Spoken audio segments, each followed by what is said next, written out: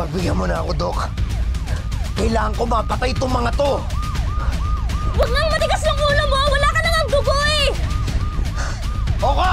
Sa likod ng mga bigating eksena sa major crossover ni na Elias Guerrero ng Black Rider at Doc Annalyn Santos ng Abot Kamay na Pangarap, ang kulitan ng cast. Yung Neurosurgeon. Oo. Neuro Santos. Top rating GMA revenge drama na makiling, pasabog ang finale week.